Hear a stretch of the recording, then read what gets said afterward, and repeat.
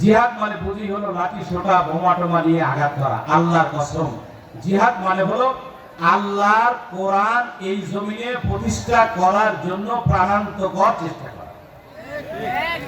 আপনার বাড়ির পাশে, আপনার সমাজে, আপনার রাষ্ট্রে আল্লাহর বিধান চালু করা, মানুষকে বোঝানো, অন্যায় কাজ থেকে বিরত রাখা, এটাই হলো লড়াই করা, জিহাদ করা, প্রাণান্তকর চেষ্টা করা।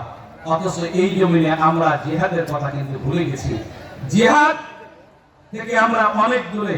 আমরা শান্তি চাই, কিন্তু জিহাদ ছাড়া কখনো শান্তি আসবে না। ইনসাফ প্রতিষ্ঠার পরিকল্পনাই হলো জিহাদ। সম্মানিত উপস্থিতি, আল্লাহ রাব্বুল আলামিন জান্নাত দিবেন, কিন্তু দেওয়ার আগে দেখবেন যে এই ব্যক্তি দুনিয়াতে জিহাদ করেছেন কিনা।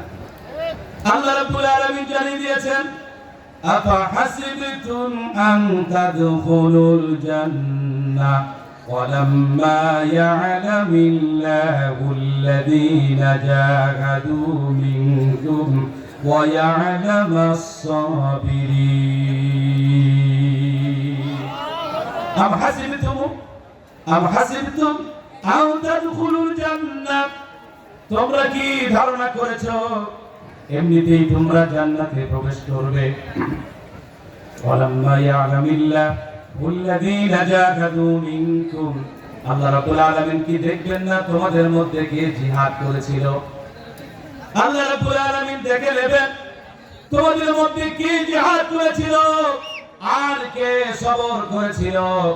সম্মানিত ভাইরা আমার, মনে রাখতে হবে আল্লাহর জমিনে জিহাদ ছাড়া কখনোই এই জমিন শান্ত হতে পারে না। এই জমিন কখনো শান্তি ফিরে পেতে পারে না। আল্লাহর জমিনে যদি আপনার শান্তি পেতে চাই, কোরআনী কায়দায় ইসলামী জিহাদের কোনো বিকল্প নাই। বিকল্প আছে? জিহাদ মানে মানুষকে আঘাত করা নয়, জিহাদ মানে মানুষকে কষ্ট দেওয়া নয়, জিহাদ মানে হলো মানুষের শান্তি ফিরিয়ে দেওয়া। বলি আল্লাহু আকবার। আমার ভাইয়েরা, এই জিহাদ আমরা মন থেকে ছুঁড়ে ফেলে দিয়েছি, কিন্তু মুসলমানদের ক্যান্টনমেন্ট তো মসজিদ হওয়ার কথা বলে, ঠিক কিনা? মুসলমানদের ক্যান্টনমেন্ট কি? অনেকে বলে থাকেন যে মসজিদে, সেখানে রাজনৈতিক কথা হবে কেন? আমার ভাইরা, ইতিহাস বিশ্বনবী জনাবে মুহাম্মদুর রাসূলুল্লাহ সাল্লাল্লাহু আলাইহি ওয়াসাল্লামের জীবনী থেকে দেখেন, মসজিদে নববী থেকে সব কিছু পরিচালনা করা হয়েছে। মসজিদ থেকে রাজনীতি পরিচালনা করা জায়েজ কিনা জানি না, তবে এটা জানি মসজিদ থেকে আল্লাহর জমিনে আল্লাহর দ্বীন কায়েমের জন্য চেষ্টা করা হলো ফরজ।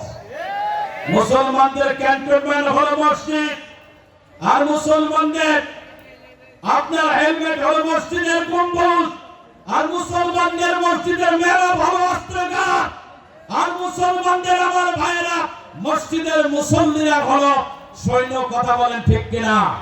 এটাই হলো ইসলামের নীতি, এটাই হলো আমাদের ইসলাম, এটাই হলো আল্লাহর বিধান। যতদিন থাকবে যান, এটাই হলো আমরা মানবো ইনশাআল্লাহ। রাজি আছি তো ইনশাআল্লাহ?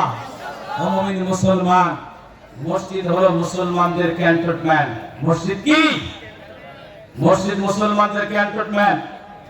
আর মসজিদের মেম্বার হলো মুসলমানদের অস্ত্রাগার, আর গম্বুজ হলো মুসলমানদের হেলমেট, আর মুসল্লিরা হলো মুসলমানদের সৈন্য।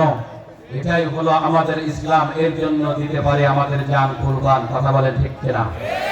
আমার ভাইয়েরা, এই জমিনে দ্বীন কায়েম হোক, সত্য কায়েম হোক, কিন্তু মনে রাখতে হবে জালিমরা উকি মারছে বিভিন্ন কায়দায়। তারা আবার এই জমিনে ফেরার জন্য অনেক চক্রান্ত করছে। কথা বলেন ঠিক কিনা? মনে রাখতে হবে কাজে কাজ রেখে দল মত নির্বিশেষে জালিমকে পতন ঘটানোর জন্য সকলের অবদান আছে। কিন্তু আবার যখন ফিরতে চাই, আমি বলতে চাই যত ছাত্রদেরকে হত্যা করা হয়েছে সেই ছাত্রদেরকে ফিরিয়ে দেওয়া হোক। আমার ভাইয়েরা, শুধু তাই নয়, 93 বিলিয়ন ডলার বাংলার জমিন থেকে পাচার করা হয়েছিল, সেই অর্থগুলি ফিরিয়ে দেওয়া হোক। 57 জন চৌকো সেনা সদস্যকে হত্যা করা হয়েছিল, তাদের জীবন ফিরিয়ে দেওয়া হোক। শুধু তাই নয়, বেগম পাড়া বাড়ি করা হয়েছে টাকাগুলি লুট করে, ব্যাংক লুট করে সেই টাকা ফিরিয়ে দেওয়া হোক।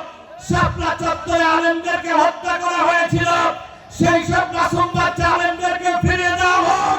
কোরআনের পাখি আল্লামা সাঈদীকে ফিরিয়ে দেওয়া হোক, আলী রায়হানকে ফিরিয়ে দেওয়া হোক। যদি ফিরিয়ে দেওয়া যদি না হয়, তাহলে তোমরাও ফেরার জন্য দুঃসাহস দেখাবে না। কথা বলেন ঠিক কিনা? কারণ এই জমিন তোমরা রক্তাক্ত করেছো। অতএব তোমাদের তওবা করে তাবলীগে গিয়ে, মসজিদে গিয়ে আবার ইসলামে ফিরে আসতে হবে। কথা বলেন ঠিক কিনা? আমাদের বাংলার জমিনে তোমাদের ঠাঁই হবে না। আমার এই কথার সঙ্গে কারা কারা রাজি আছেন? দুই আল্লাহর দেখান।